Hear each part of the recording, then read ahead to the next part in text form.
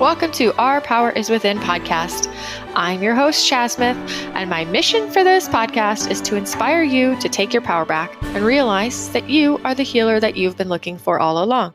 We are all capable of healing in mind, in body, and in soul. Before I introduce today's guest, I was actually excited to share with you that this episode is brought to you by CFS School, founded by Jen Mann and Cardin Rabin. If you're not familiar with Jen and Cardin, check out recent episode 119, where I get to pick their brains, hear about their personal health and healing journeys, and discover how CFS School was birthed. CFS School is a nervous system healing program, including an integrative brain retraining approach, polyvagal therapeutics, trauma resolution techniques such as somatic experiencing tools, and inner child work and parts work. It is designed to help guide, support, and empower you on your self-healing journey to heal from a variety of mind-body disorders, some including chronic fatigue syndrome, fibromyalgia, POTS, autoimmune disorders, sensitivities, and more. There is a self-study option that is perfect for people who want to go at their own pace. While the program is set up in 12 modules, I personally found it super helpful to tune into what felt most supportive and spend more than 1 week on some modules where I really wanted extra practice. However, if you are someone who wants more guidance and live support, sign up soon for a discovery call for the next live cohort, which begins at the end of June. Links in the show notes. Okay, so our guest today is actually a repeat guest who is back for round 2, Matthew Stensland-Bos, and I had so much fun chatting the first time, and I had such amazing feedback from so many of you that I knew I needed to have him come back for another juicy chat. Today, we dive into a combination of some questions that were submitted by listeners, as well as most commonly asked questions that he receives as a neuroplasticity coach. And we even touch base on things like what he has learned over the past couple years through his personal coaching experience. What a fun chat. I love this guy. I love his thought process and how he explains stuff. So I think we're all in for a treat. Enjoy. Matthew, thank you so much for being back with me for round 2. Hey, thanks for having me. Yeah, I'm really excited. We had such a great chat the first time around, so I look forward to today. Me too. It's going to be a lot of fun. Yeah. So we're going to dive right in. So the last time that you joined me on the podcast, we were mostly focusing on your personal recovery story. So it was like our testimonial story where you shared a lot about your experience personally and what you learned along the way, the challenges and struggles you had, and how you overcame them through that whole process, which I believe, and you can correct me if I'm wrong, you navigated your healing journey for several years, right? It was quite a long journey. Correct. Before I found the brain retraining tools I needed, I've been doing it for, almost 15 years, depending on where you put the beginning marker. And then once I put the right tools together and started to move forward finally, it still took me several years. Maybe 3.5, depending on where I put that marker, because for a lot of people, it's not like an absolute obvious demarcation point of this is done now, but yesterday it wasn't done. You know what I mean? Right. Yeah. I know that when we talked, you were kind of at the beginning of your coaching practice. You were just starting to immerse yourself into the other side of the spectrum, which was actually coaching and helping to be a guide for other people along their healing journeys, correct? I'm not sure how far I was into it at that point. I don't remember when we talked, but I'm now about 3 years into it. So yeah. Yeah, it's been a while since we talked for sure. So you've definitely got a lot of experience under your belt since the last time we talked with coaching and helping other people, which is really awesome. We're going to kind of get into that, and we're going to definitely go into what you've learned through being a coach and being a witness to other people's experiences. But for starters, I just want to actually do a check-in and see in the past, let's say, year or so, year and a half, what you have encountered in the line of any challenges, like if you've had any new acute symptoms or just potentially any sickness or even just any emotional or mental challenges along the way since we've last talked, and how you navigate these challenges or these tough times. That's a great question. As I was saying to you before the podcast today, I don't know if it was COVID or if it was a cold, but I got a nice old immune response a week or so ago, complete with body chills and nice cough and wanting to sleep a lot. And that was really cool because just seems like my immune system works beautifully. And I get one of those every so often, maybe every year or so. I do a lot of playing piano at nursing homes and restaurants. So then I end up being exposed to different things and my immune system works really well now. Can I ask you a question Yeah, first? please do. I don't know how you reacted before mentally or emotionally when you would get quote unquote sick or have these types of healing phases.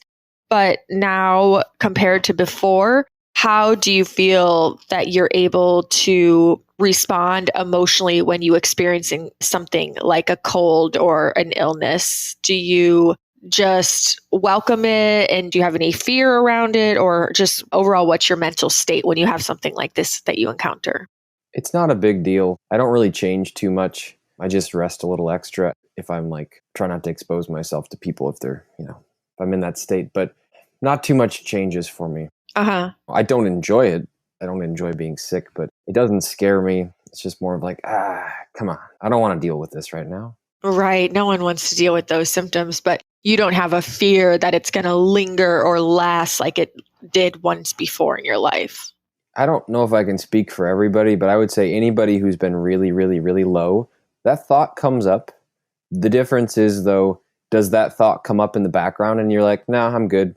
Or does that thought come up and you let it run wild? And the thought came up for me, but I was like, no, that's not going to happen. I've had other times where I've picked something up and then give me a little time and I'm good again. So I love that. Yeah, because there was probably, and you can correct me if I'm wrong, a point in your life in your sickest days where if something else showed up, there was probably a lot of fear around whether or not that was going to be the next chronic thing you experienced. Oh, yeah, for sure. I don't know how much we want to get into symptoms. Maybe it's all good. I remember right before I started retraining, I picked something up and I didn't leave the bedroom for 3 weeks.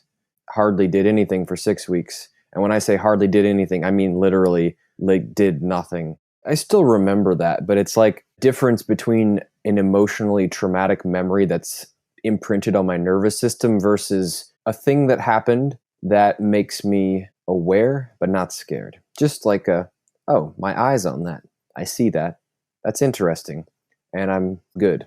That is awesome because that just shows a testament to how far you've come, which is wonderful because I know myself included, so many of us, how easy it can be after suffering for so many years and then finally feeling better. When you have something happen, it could potentially send you into a emotional spiral of fear if you aren't able to discern the way you were and just notice that fear sensation arising and then reminding yourself that you're not where you used to be and that this outcome does not need to be a repeat of your past. For sure. It's I've said to people before that once you get to a certain point in retraining, and I don't know exactly where this point came for me, maybe it was 2 years in, there was just no way that I could go back. It wasn't even a matter of, I'm not willing to go back, I won't do it. It was that old pathway just wasn't there anymore. And it was a phantom limb. I could still feel where it used to be, but I couldn't use it. I love that. Okay, well, then I'm going to ask you the next question. They say, I don't know if you've ever heard this expression, but I don't know the exact expression, but it's along the lines of when somebody teaches, they also learn, or the teacher is also the student, right? Have you heard that? Yeah, absolutely. Right.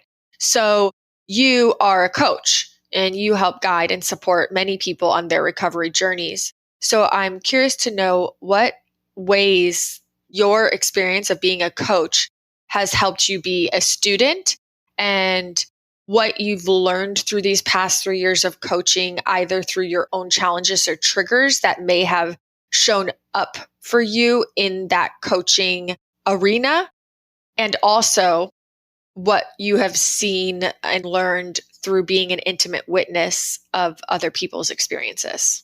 Those are great questions. One of the things that I've noticed is just how incredibly resilient people are. Getting to see it through sort of outside eyes reminds me wow, we've all really done something Herculean by managing to pick ourselves up and get through this and move forward. But there was a part of your question earlier on that I wanted to address, and I don't remember what it was, but you were asking, what have I picked up along the way? What has helped me as I've taught people in my own journey? One thing that I guess that's been a theme in the last year, 2 years has been because, I'm doing a lot of stuff, not just normal people stuff, but I'm like full-time plus. I play piano everywhere. I'm coaching people. I'm preparing all these different things. I've definitely learned how to apply the tools more and more to ideal living instead of just avoiding symptoms. Because when you're really, really, really sick and you get to the point where you're just able to function, that feels like Christmas every day. But then you get to a point where you start to realize, oh, I can thrive more. I can enjoy more. I can be present more. And I can have more balance and alignment. And so I've kind of learned how to say, if something comes to me, just because it's in front of me doesn't mean I have to do it. Just because it's in front of me doesn't mean that that's a requirement. I can say, no, I'm actually going to wait for something better, or I'm going to do this, but I'm going to do it my way. That's definitely something that I've picked up, and I've definitely learned some of that from watching how my clients have gone about their process, because my process was very much like grind through it, blast through walls, even if I was dizzy and bleeding, metaphorically speaking. And some other people's process has been more like, I'm just more graceful, I guess, is how I've seen other people do it. And that's been inspiring. Yeah, that's definitely one element I think that makes a lot of sense. Can you think of any other examples of ways that you have learned through witnessing other people's experiences, anything pertaining at all to the whole healing journey? I'm sure I'm going to think of something right after we get off. So I'm going to just invite that in right now. Let's see. I've been really just shown again and again how much connection and alignment are so vital in this journey. I've seen how clients who don't have any support or not a lot of support, how they struggle more. And for anybody who's listening who's feeling like they're not very well supported, don't worry, you can still retrain. But I definitely see how even little connections, even like having one friend that you can talk to over the phone, how much of a difference that makes.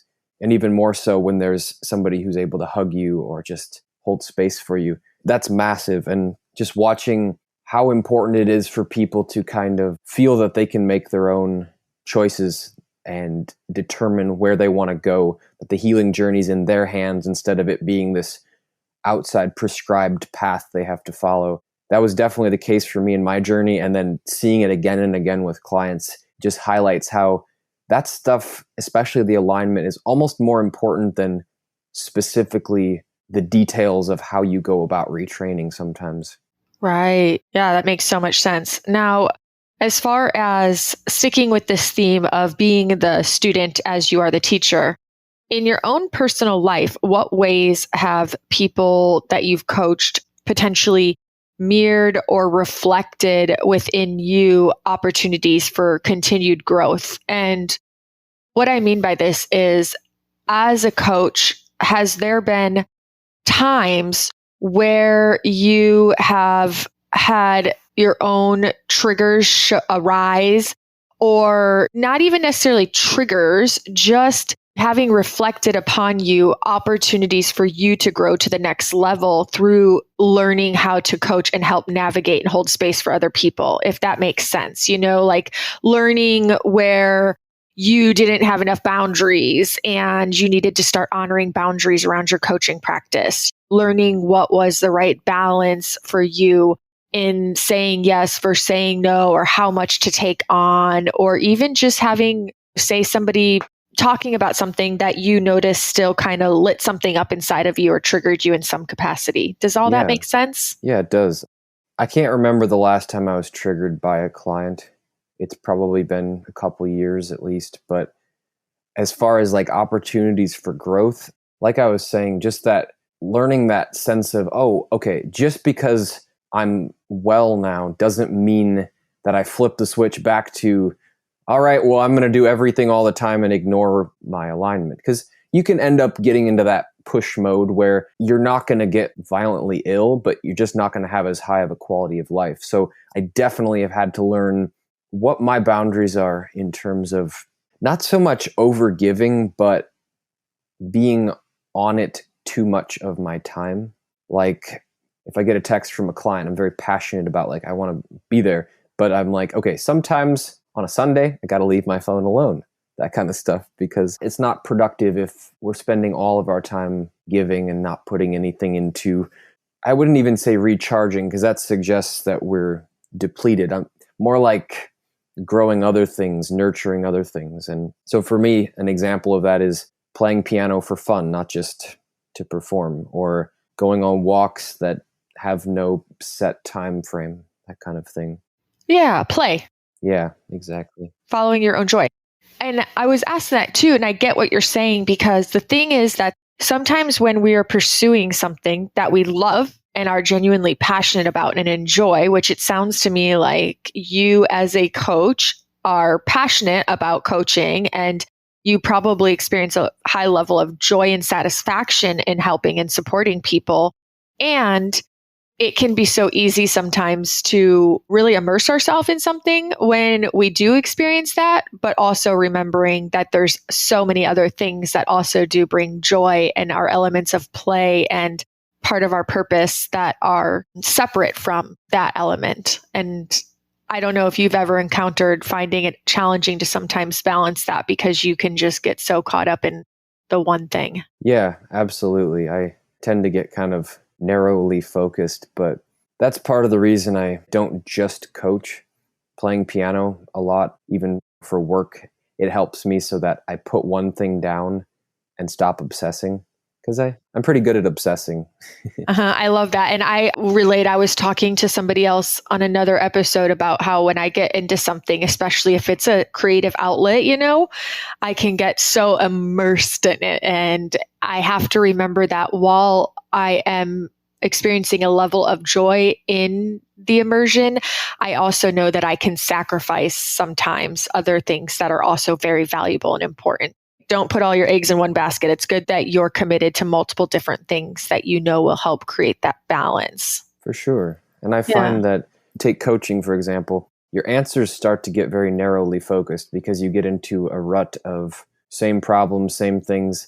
But like when you have something else that you draw from in your life, you have more freshness to bring, and then your answers are more spontaneous and the space you hold is more real. And I find that's important. Yeah, absolutely. Okay, so you kind of already mentioned one aspect of the question I'm about to ask, which is you talked about how connection and alignment are so important for healing, and how you've noticed that clients who don't have support can often struggle a bit more. Now, I'm curious to know if through this 3-year experience, if you've seen other patterns amongst clients in terms of what patterns do you witness that you notice in the clients that have really great results that stand out to you, versus what do you often see as a pattern within the dynamic of people who might not have as much of a deeper level of healing, or who struggle or are a little bit more challenged in reaching the level of healing that they desire? This is a great question, one that I've been thinking about a lot lately. I could go on for an hour about this, but I'll name a few of them. One is what I'd call uniqueness in a bad way, or terminal uniqueness. I would say 80% of the people that I work with, at least at some point, and some people it's literally every call, they have this thinking that's like, well, if I have this, I can't heal, right? Because this is different. Other people healed because they had this. And it goes down to the micro detail. Like I could tell them, oh, so you're a middle-aged man from the East Coast who grew up in a middle-class family and has gotten these 10 specific diagnoses, and you've been healing for this specific amount of time. And I could show them a person with those exact details, like to the T, and they'd still come up with a reason why they're different. That chronic uniqueness is a really bad thing in the sense that it stops people from healing, because you're just looking for reasons why you can't heal. And the truth is that brain retraining can help anything. Like, I don't even care if you're dealing with a broken leg. I'm not saying brain retraining is all you need to heal a broken leg, but like, let's say you're living in severe chronic stress and you break your leg. This happened to some friend's mother recently, a couple of years ago. She broke her ankle and she was under so much stress that she did all the right things physically, but it wasn't healing because she was under too much stress. And nutritionally, she wasn't taking things in because she was under all that stress. So even then, the brain retraining matters. So wrapping that back around, it doesn't matter what people are dealing with. This will help and quite possibly be the solution. And you're not special. And that's a good thing that you're not special. You need to look for the reasons why you're actually like other people who've healed, not different. Another big thing I see is people at some point, it might be 3 months in, it might be 6 months in, it might even be 2 years in, but they quit. They quit either completely or they quit showing up consistently, and they start just kind of saying, it's not changing, it's not working, and they quit too soon or they kind of slack on it. And that's a big mistake because plateaus are very normal. Having periods where it seems like nothing's changing is very normal. And if you stop doing the practices, you're just going to end up stopping your progress. And I want to say that it's very natural to feel kind of down if you're 2 years in, you feel like not much has changed, but it's a very dynamic process. And for me, the process wasn't like, I feel great. Then I had a setback and I don't feel great. It was mostly, I feel terrible or I feel kind of sort of okay for multiple years. And I had to just say, nope, I'm going to keep doing this. I'm going to keep going no matter what it takes. And that kind of ties in with, got to believe that you have the power to change this. Victimhood, or on a subtler level, just feeling powerless, is a dream killer. You may not have power over everything right now, but you have power over something. Another one I see is a lot of times people want to wait for things to be perfect. They take this idea that they've gotten from especially something like DNRS, where they believe they need to be totally calm and totally ready to do something. I need to retrain on this for 6 months. All the conditions need to be perfect. I'm not saying that if that's working for you, great, keep going. But I find more often than not that people need to get to where they've got just enough foundation to hold themselves and then just go do it. Because otherwise you could be waiting around forever for that perfect moment. I think I mentioned the first time I was on that I was rarely, if ever, calm and happy in preparation for something that I was going to do. Mostly it was just, I could manage it. And managing it over and over and over and just plowing through it and saying, I'm going to do this in an aligned way as best I can, but whatever I can't do aligned, I'm going to show my limbic brain that it's okay. I ended up doing things that I would have probably waited years to do at best if I'd waited for perfect. So those are a few. I could go on for a long time on that. Yeah, no, these are great examples, and we're going to talk about a couple of them. So regarding the chronic uniqueness, do you have any sense of why we adopt this mentality? Because it doesn't really serve us. And I've witnessed it with so many people, and I am guilty of having sometimes had the thought come up, and I do feel that I'm at a good place where it can quickly dissipate. It doesn't hold power over me. But why do we adopt this? Even after we hear 5 testimonials, 10 testimonials, 20 testimonials about people who've recovered from similar symptoms, but we, rather than focusing on the similarities and using that as evidence of what's possible, we can zoom in on the one characteristics that's different and hold and grip that as the reason we're unique and we can't heal. It wouldn't help us. Why? That's a great question. And my answer would be, it ties into the same reason people get sick in the first place. It's that limbic brain trying to protect us. And you could say that the protection is because everything is perceived as a threat, including opening yourself up to disappointment. Because if you think about how painful it can be if you say, yes, I'm going to heal, I'm going to believe, and then comes and hits you in the face again. Most people have been through that. Some people have been through it for many, many years. And even that, the limbic brain may try to protect against. So in a certain limbic way, it makes sense, I should say. Yeah, not wanting that to get the hopes up again and only to be let down again. Yeah. And also just beyond that, I've sometimes, unfortunately, looked at different community spaces where people not only don't think brain retraining works, but will violently and practically foaming at the mouth swear that Annie Hopper is satanic and brain retraining is a filthy lie that will make people sick. And so, some people, if they do it wrong, they can find themselves in a worse place. And I think that's also something people are a little bit scared of. They don't want to get worse. I guess I understand that. I've never heard anybody talk out of it. I've heard people that don't really know much about it or understand it, or who haven't given it a fair chance or done enough research and seen enough testimonials to trust the system. But I've never heard anyone like badmouth it who knew what it was. That's so intriguing. I guess I'm just lucky enough to not be a part of any of those communities.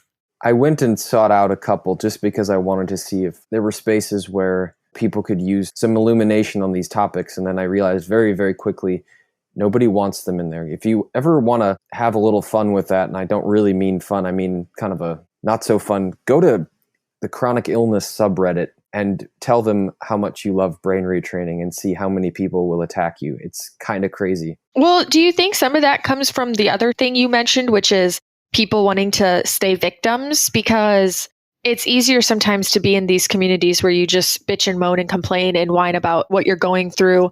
And the common denominator in the way people in these groups relate to one another is through their victimhood, but because they're not at a place where they want a solution in a sense. Like they do, obviously no one wants to be sick, but there's some element within them in some part, probably unconscious, that is getting a secondary gain out of the experience, where they're maybe, if you go and say, hey, there's things that can help you and I can show you the way, they're like, no, we don't want you to show us the way. You're wrong. Those aren't things. And I don't know if it's part of tied into the victim mentality.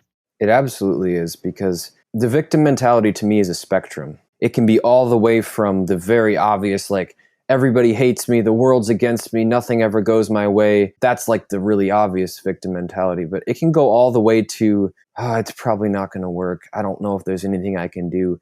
So it's human, right? At least to some level. But I do think, I know for a fact actually, that a lot of people, they are getting a need met through being sick. And that doesn't mean they're choosing it, but it does mean it's hard to let it go, because what if you open yourself to the idea that it's actually at least somewhat in your power? What happens then? Then you open yourself to the idea that if you can't do it, in some way it's your fault. And that's not quite correct, but it's a lot simpler. It's a lot easier for people to say, well, it's out of my hands. It's not my fault. It's something else's fault. That's not quite as scary, because what if it's in your hands, but you can't do it? You don't have the power. Well, you do have the power. You just don't know you have the power, or you don't tap into that power. Right. And I mean, that's kind of their thinking on some level, is what if it's in my power, but I still can't do it? Yeah, that makes a lot of sense. I can see that. So the other thing you mentioned too, which I wanted to touch base on, is that people quit before the magic happens. That was not your verbatim, but that was the notes I took. They quit prematurely. That's real, because especially I think sometimes in the community, there are people who have really high levels of healing and success in a very short amount of time. And sometimes I think we place this expectation on ourselves that we, quote unquote, should also be able to have these healings and relief in a short amount of time. And when we don't, we start to feel like it's not working, or we're wasting our time, or what is this all for? But we never know when we could be like right around the corner from a massive breakthrough. So we know, I know, you know that more often than not, the actual symptoms in the body are absolutely not an indicator of whether or not healing is happening at a deeper level. And they're usually and often and can be the last element to disappear in that experience. And so sometimes we also know through doing brain retraining that you can get worse before you get better. And so, it is a disservice for somebody to quit prematurely. And I know I have a personal friend. She's a great, great, great friend. And she has been doing brain retraining, but, also using other self-healing tools for many, many years. And by any standard, most people would look and say, why are you still doing that? It's obviously not working.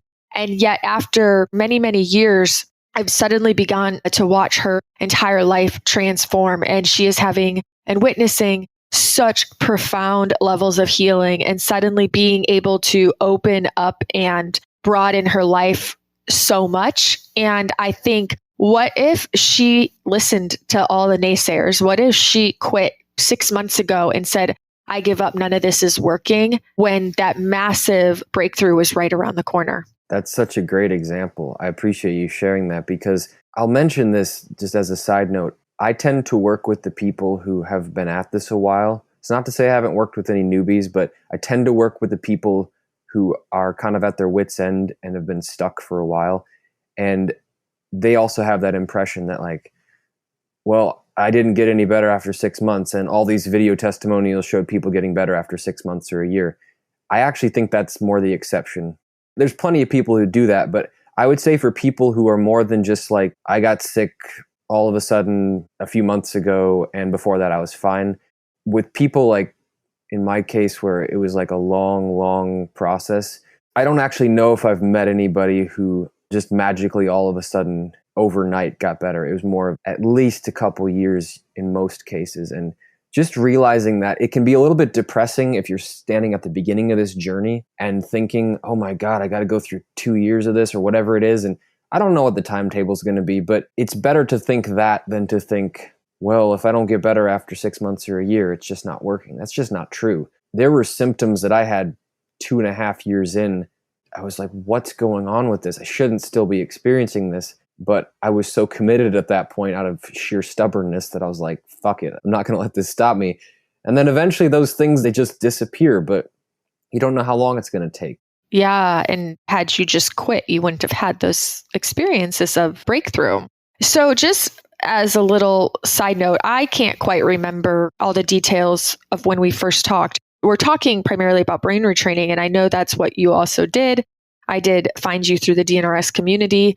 But in this 3+ year span that you were really focused on your healing, did you strictly do brain retraining, or did you tie in and incorporate other self-healing modalities and supportive tools as well? You ask great questions. One of the signs of a great interviewer is when it makes the person think about things they wouldn't have otherwise thought about, and it gets to bring it into more engaging topics. So I appreciate that. So initially, I was obsessively focused only on brain retraining. And the only things I did along with that were like maybe some vagal toning type stuff and trying to take steps in terms of my purpose and my alignment, my authenticity. I reached a point where I was kind of at a stuck point with retraining. And it takes a while to figure out whether you're stuck truly or whether you're just at a plateau. But I could feel there were just a couple little things I needed to add in.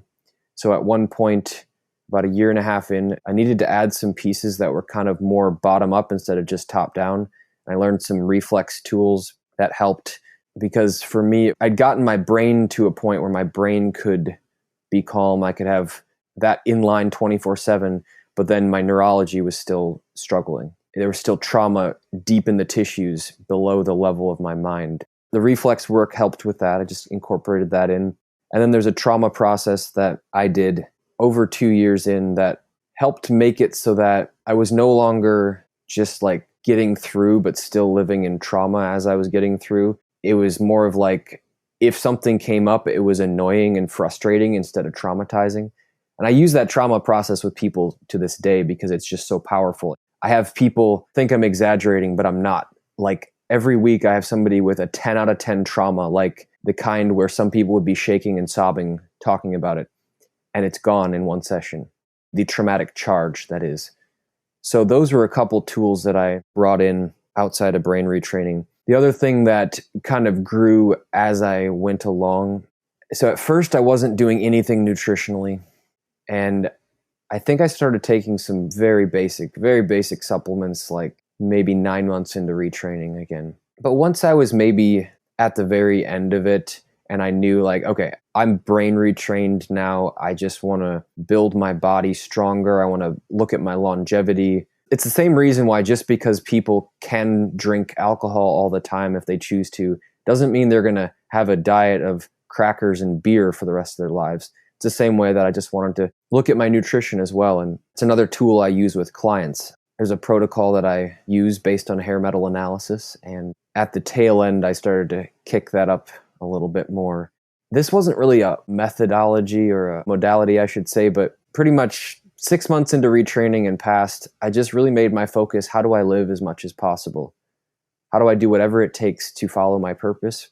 When I really truly got to the point where brain retraining was something that I did religiously, but it was still not the most important thing in my life anymore, that was a really important point. It wasn't that I was done retraining, it wasn't that I was done healing, but I was more focused on my mission than anything else. That was a really important point. I love it. This is all so good. I have a few follow-up kind of questions, comments for you. Please do. Okay, where do I start? Okay, so as you're doing all of this kind of new stuff that you integrated slowly over time, were you still also doing classic brain retraining in addition to? Oh, hell yeah. The thing that I always tell people is initially, I do not recommend doing multiple things. And if you do, make sure your brain knows that brain retraining is the key. Brain retraining is the most important part of your healing. Anything else just supports that. Because if you start going into, well, brain retraining is not going to work, so I'm going to do this, you can actually destroy the whole process. So you could be working with a doctor and getting massages and going to chiropractors and doing different devices as long as your brain knows that those are only supporting the brain retraining. Like supplementary tools to the brain retraining is what you're saying in your experience. For sure. Like your supplemental protein is not in replacement of your actual food source or something. Yeah, exactly. And like, I can't take a B complex multivitamin and expect that to replace eating a grass-fed hamburger and some cooked vegetables. You know what I mean? Mm-hmm. Okay, so that makes sense. And I'm glad we're talking about this because I know when we were talking about quitting before the magic happens, I did want to address this concept of discernment and getting like the intuitive hits and knowing when you need to pivot, right? So there's getting to a point where you've convinced yourself something's not working and just straight quitting before the magic happens. But there's also this very real element that as we're brain retraining, we are getting more connected to our authenticity, to our truth. We are unlocking that intuition. We're accessing it again. And sometimes we very much can have intuitive hits and an intuitive feeling that what we're doing is not perhaps enough in and of itself, and we might be really called into a different experience.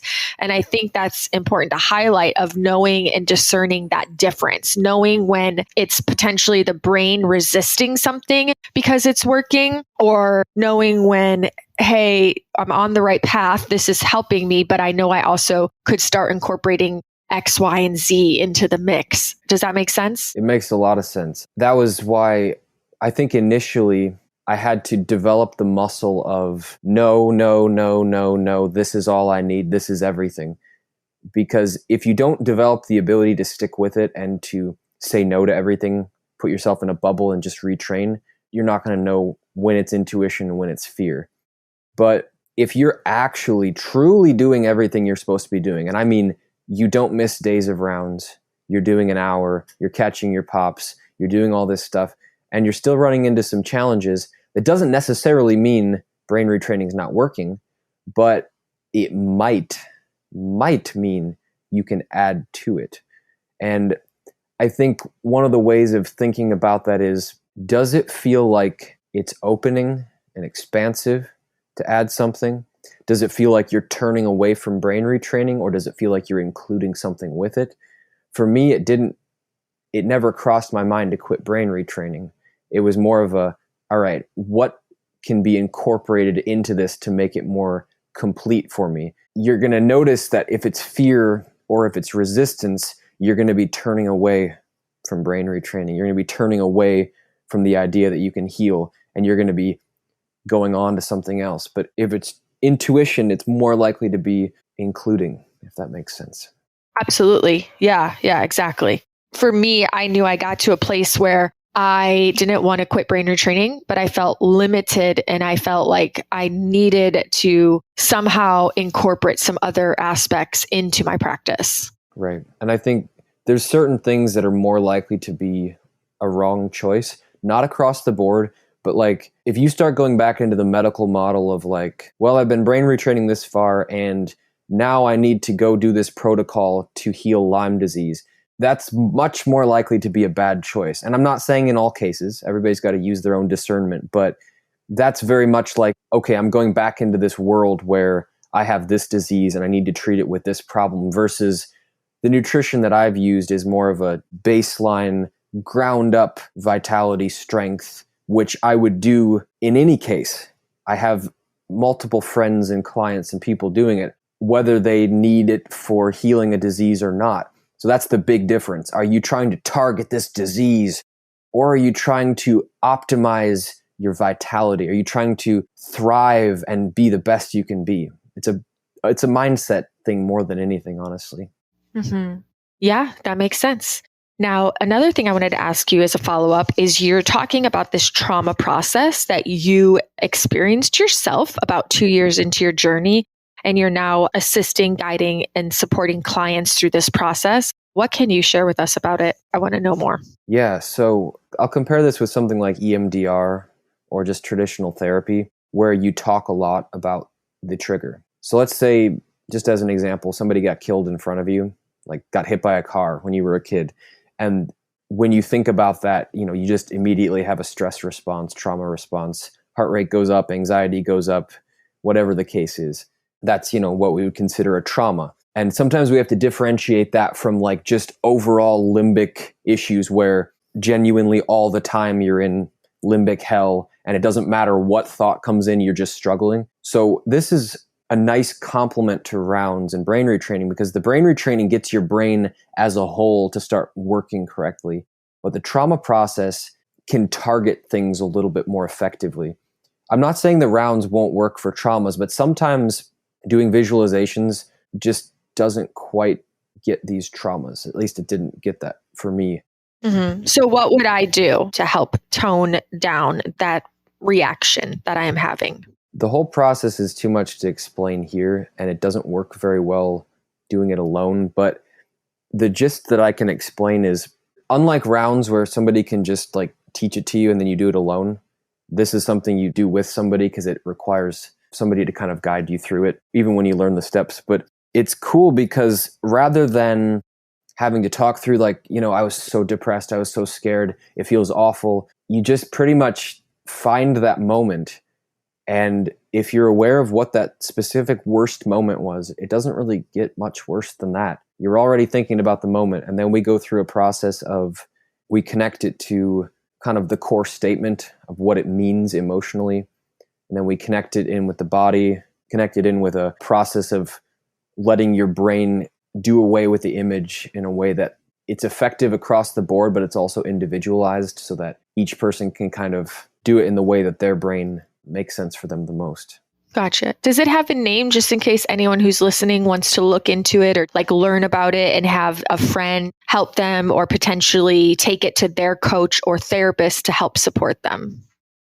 I want to say it's called ITT or something like that. I learned it through, trained in it through the therapist who was working on it with me. And it's one of those practices that there's no official certification for it. It's not even like EFT or NLP where there's courses that you can go to online to get it. It does have elements of NLP in it, I believe. Okay.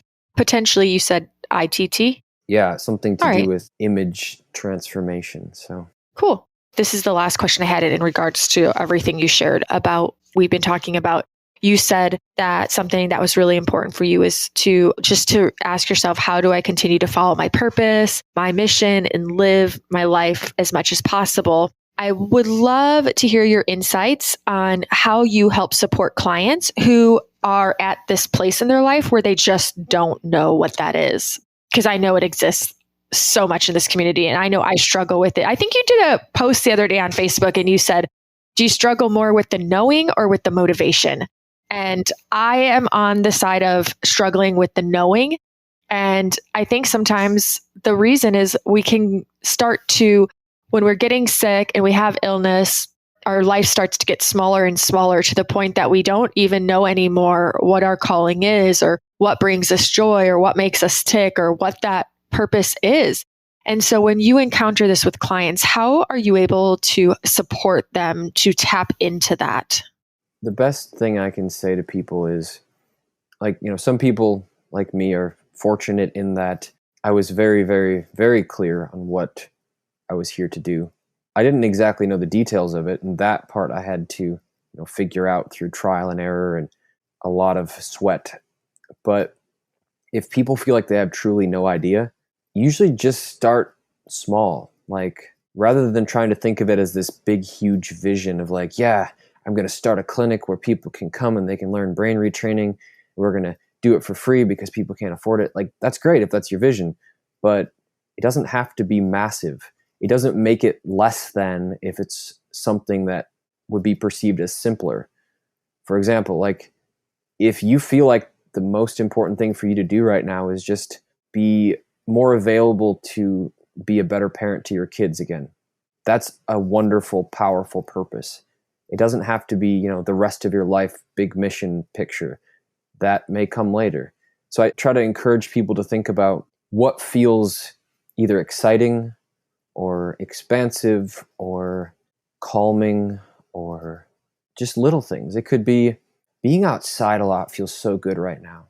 Is that your bigger purpose? Not really, but it's a clue. It's a direction. And if you don't know your bigger purpose right now, it starts with following the little threads, the little pieces, and then finding ways to do that a little bit at a time. Because a lot of people are sitting there going, well, I think I want to do this, but that's way too much. I couldn't possibly do that. And then I say, well, okay, what's the tiniest possible step you could take to that? For me, it was before I was trying to coach, I was starting to try to get back into doing music. So what was the smallest possible step I could take? One of the things was just sit at the piano for 10 minutes a day and play each day. That's it. And then, eventually I said, all right, I'm going to go talk to one nursing home and I'm going to ask them if they want music. I just planned a half an hour with them. And that was after I'd been doing tiny steps over and over and over for a while. So I guess in summary, it would be follow the little threads of joy, of expansion, of calm, and then try to take little steps. And if you're thinking it's too much for me, I can't do it, then you need to take even smaller steps. I'm talking like, if you want to start writing a book, maybe the first day all you do is literally open a document, put the title on my book, save it, and be done for the day. There's always a smaller step you can take. Yeah, that's so true. I love that. What are you up to these days in terms of your self-care, daily rituals, daily routines? What does that look like for you to sustain the level of well-being and optimize health that you desire? Well, there's an interesting thing that I've been thinking about lately. And this point comes when you're at the point where you've been limbically retrained long enough that you can afford to get lazy. I feel like eventually you do get lazy. And that lazy might be that you completely quit doing anything for a while. It might be that you just go a little less hardcore. But I finally reached the point where I've been lazier in the last year because I've been so focused on other things. With that being said, I still have certain things that I do daily. One of those is a walk. I mean, it used to be that I would not skip that walk if there was a death or a hospitalization or whatever. Like, I was that serious about it. Now my level of laziness is I will walk like 99 out of 100 days. If I don't get a walk in once in a while, whatever. I don't really do rounds anymore as a regular thing. I do them as I'm inspired to, but I just have points where I check in with myself. Often when I'm walking, I just talk to myself, think, process through things. And then I do some things that are more on the physical health side because I actually find them to be very invigorating and uplifting. I eat a certain way because it feels good. I do some detox protocols that I think are just a natural part of living a human life, even if you don't have health problems. Things like that. My main focus is still on how do I move forward with the life that I want to live. Focusing on your mission. Yeah. That's awesome. I love it.